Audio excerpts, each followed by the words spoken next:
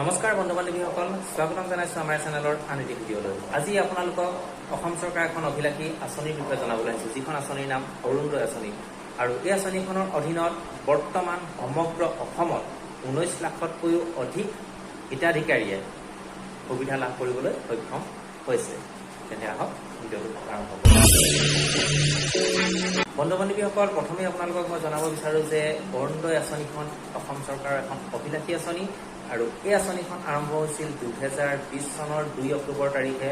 সেই সময়ৰ বিত্তমন্ত্ৰী ডক্টৰ হিমন্ত বিশ্ব শৰ্মাদেৱৰ নেতৃত্বত, যিগৰাকী বৰ্তমান অসমৰ এগৰাকী জনপ্ৰিয় মুখ্যমন্ত্ৰী হিচাপে বিবেচিত হৈছে। এই আঁচনিৰ অধীনত কিছুমান ক্ৰাইটেৰিয়াত বা কিছুমান চৰ্তত অগ্ৰাধিকাৰ দিয়া হয়, যেনে এটা পৰিয়ালৰ মূল উপাৰ্জনকাৰী হ'ব লাগিব মহিলাগৰাকী বিধৱা হ'ব লাগিব, বা মহিলাগৰাকী বিবাহ বিচ্ছেদিত হ'ব লাগিব, বা মহিলাগৰাকী বিয়া নোহোৱাকৈ থাকিব লাগিব, অথবা মহিলাগৰাকী যদিও বিয়া হৈছে তেওঁ ছেপাৰেটকৈ অৰ্থাৎ পৃথককৈ থাকিব লাগিব। আৰু এটা পৰিয়ালৰ বছৰেকীয়া উপাৰ্জন 2 লাখতকৈ অধিক হ'ব নোৱাৰিব, বা তেওঁলোকৰ গাড়ী থাকিব নালাগিব, বা 4চকীয়া গাড়ী থাকিব নালাগিব, বা ট্ৰেক্টৰ থাকিব নালাগিব, বা তেওঁলোকৰ 15 বিঘাতকৈ অধিক মাটি থাকিব নালাগিব। তেনেকুৱা কিছুমান চৰ্ত সাপেক্ষেহে এই পৰিয়ালসমূহে এই আঁচনিৰ ধন লাভ কৰে।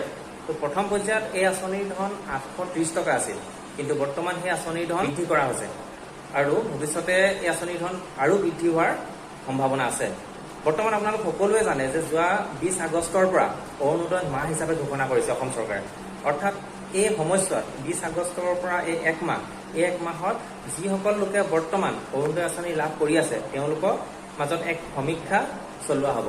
আৰু এই সমীক্ষাত প্ৰকৃততে তেওঁলোকে যোগ্য হিতাধিকাৰী হয় নে নহয় সেইসমূহ পৰীক্ষা নিৰীক্ষা কৰা হ'ব। ইয়াৰ বাবে ইতিমধ্যে তেওঁলোকে বিভিন্ন কলেজৰ ল'ৰা ছোৱালীসমূহক নিয়োগ কৰিছে, আৰু তেওঁলোকে ঘৰে ঘৰে গৈ প্ৰত্যেক ঘৰলৈ গৈ কিছুমান ডাটা সংগ্ৰহ কৰিব। তেওঁলোকক মোবাইল এপছ দিছে, আৰু এই এপছৰ যোগেদি তেওঁলোকে ডাটা সংগ্ৰহ কৰিব, আৰু সেই ডাটাখিনিৰ ওপৰত বেছ কৰি ভৱিষ্যতলৈ এজন হিতাধিকাৰীয়ে এই আঁচনিৰ ধন লাভ কৰা নকৰাটো নিশ্চিত কৰা হ'ব।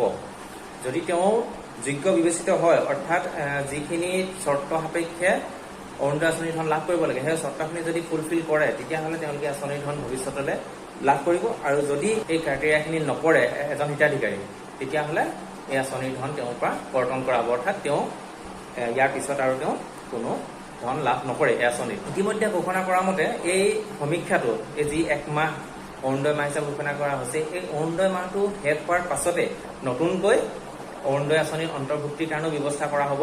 আৰু বছৰৰ শেষৰ ফালে এখন নতুন আৰু নিকা অৰুণোদয় আঁচনিৰ হিতাধিকাৰীৰ লিষ্ট তৈয়াৰ কৰা হ'ব। আৰু এতিয়া এই সমীক্ষাটো যে কৰিবলৈ গৈছে এক মাহ, এইটো খুবেই প্ৰয়োজনীয়, কাৰণ ইতিমধ্যে আমি শুনিবলৈ পাওঁ যে বহুতো অযোগ্য হিতাধিকাৰীয়ে অৰুণোদয় আঁচনিৰ ধন লাভ কৰি আছে। গতিকে এই সমীক্ষাটো নিৰপেক্ষভাৱে বা স্বচ্ছ বা নিকাভাৱে এই সমীক্ষাটো যেতিয়াই সম্পূৰ্ণ হ'ব, তেওঁলোকৰ যোগ্যতা বা অযোগ্যতাসমূহ প্ৰকাশ পাব। আৰু এই আঁচনিৰ ধন যদি প্ৰকৃত যোগ্য ব্যক্তিয়ে লাভ কৰি আছে তেতিয়াহ'লে ভাল কথা, আৰু যদি অযোগ্য ব্যক্তিসকলে এই ধন লাভ কৰি আছে তেতিয়াহ'লে তেওঁলোকৰ নামসমূহ কৰ্তন কৰি ভৱিষ্যতৰ দিনত প্ৰকৃত হিতাধিকাৰী, অৰ্থাৎ যিসকল লোকে প্ৰকৃততে এই আঁচনিৰ ধন লাভ কৰিব লাগে তেনেকুৱা লোকক দিয়া হ'ব। এই অৰুণোদয় আঁচনিৰ বাবে যোগ্য পৰিয়ালসমূহ বিবেচনা কৰা হ'ব কিছুমান চৰ্ত সাপেক্ষে। আৰু এই চৰ্তবোৰ হৈছে যে এটা পৰিয়ালত বিধৱা থকা পৰিয়াল হ'ব লাগিব, আৰু সেই পৰিয়ালটোত অবিবাহিতা মহিলা থকা পৰিয়াল হ'ব লাগিব, বা কোনো দিব্যাংগ সদস্য থকা হ'ব লাগিব, বা বিবাহ বিচ্ছেদ হোৱা মহিলা থাকিব লাগিব, বা বিনামূলীয়াকৈ চাউল পোৱাৰ বাবে যিখন ৰেচন কাৰ্ড লাগে সেই ৰেচন কাৰ্ডখন নথকা পৰিয়াল হ'ব লাগিব। এইখিনি হৈ গৈছে অৰুণোদয় আঁচনিৰ বাবে যোগ্য পৰিয়াল। আৰু এতিয়া আপোনালোকক জনাব বিচাৰিছোঁ যে অৰুণোদয় আঁচনিৰ বাবে কোনখিনি পৰিয়াল অযোগ্য হিচাপে বিবেচনা কৰা হ'ব। যিসকল পৰিয়ালৰ 15 বিঘাতকৈও অধিক মাটি আছে সেই পৰিয়ালটো এই আঁচনিৰ বাবে অযোগ্য বিবেচনা কৰা হ'ব, বা যিটো পৰিয়ালৰ নিজা 4চকীয়া বাহন আছে বা ফ্ৰিজ আছে, বা পৰিয়ালটোৰ বছৰেকীয়া উপাৰ্জন 2 লাখতকৈ অধিক, বা যিটো পৰিয়ালত চৰকাৰী কৰ্মচাৰী আছে, বা চিকিৎসক, অভিযন্তা, উকিল, বা আয়কৰ দাতা, বা মহিলা সদস্য নথকা পৰিয়ালসমূহে এই আঁচনি লাভ কৰিব নোৱাৰে। আৰু ইয়াৰ লগতে প্ৰাক্তন বা বৰ্তমানৰ মেম্বাৰ অফ পাৰ্লিয়ামেণ্ট অথবা মেম্বাৰ অফ লেজিছলেটিভ এছেম্বলি যদি কোনো লোক থাকে তেন্তে সেই পৰিয়ালসমূহেও এই অৰুণোদয় আঁচনিৰ সুবিধা লাভ কৰিব নোৱাৰে। সকলো হিতাধিকাৰীক এই চেনেলৰ যোগেদি এটা অনুৰোধ জনাব বিচাৰিছোঁ, যিসকল লোকে তেওঁলোকৰ ঘৰলৈ গৈ এই সমীক্ষাটো চলাব তেওঁলোকক যাতে প্ৰকৃত তথ্য দিয়ে, কাৰণ আমি বিচাৰোঁ যোগ্যজনেহে প্ৰকৃত এটা আঁচনিৰ ধন লাভ কৰিব লাগে। অযোগ্যজনে পাব নালাগে, কাৰণ সেই অযোগ্যজনক দিয়াৰ মানে কি হয়, সেই ধনৰাশিৰ অপব্যৱহাৰ হয়। কাৰণ তেওঁৰ ঠাইত আৰু বহুতো তেনেকুৱা যোগ্য ব্যক্তি আছে যিসকলৰ পৰিয়ালত বহুত দুখ কষ্টৰ মাজেৰে পাৰ কৰি আছে, গতিকে তেওঁলোকক সেই ধনৰাশি দিয়া ব্যৱস্থাটো কৰিব লাগে। গতিকে এই ব্যৱস্থাটো খুব ভাল হৈছে আৰু আমি আশা ৰাখিছোঁ এই সমীক্ষাটো স্বচ্ছ আৰু নিকা হৈ উঠিব বা নিৰপেক্ষ হৈ উঠিব আৰু ইয়াৰ ফলত এখন আমি শুদ্ধ নিকা অৰুণোদয় হিতাধিকাৰীৰ নাম পাম বুলি আমি আশা ৰাখিছোঁ। বন্ধু বান্ধৱীসকল, আজিৰ এই ভিডিঅ'টোৰ পৰা আপোনালোকে নিশ্চয় অসম চৰকাৰৰ যিখন অভিলাষী আঁচনি অৰুণোদয় আঁচনি, এই আঁচনিখনৰ বিষয়ে সবিশেষ জানিব পাৰিলে বা মই যিমানখিনি জানো এই আঁচনিখনৰ বিষয়ে আপোনালোকক জনাবলৈ চেষ্টা কৰিলোঁ।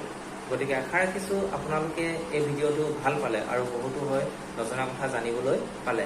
গতিকে এই ভিডিঅ'টো এটা লাইক, শ্বেয়াৰ আৰু কমেণ্ট নকৰাকৈ নাথাকিব। লগতে যিসকল লোকে এতিয়াও এই চেনেলটো ছাবস্ক্ৰাইব কৰা নাই, তেওঁলোকে এতিয়াই এই চেনেলটো ছাবস্ক্ৰাইব কৰাৰ লগতে কাষতে থকা বেল আইকনটো টিপি দিব, যাতে অনাগত সময়ত এই চেনেলটোৰ যোগেদি আহিবলগীয়া ভিডিঅ'সমূহ আপোনালোকে পোনপ্ৰথমে লাভ কৰে।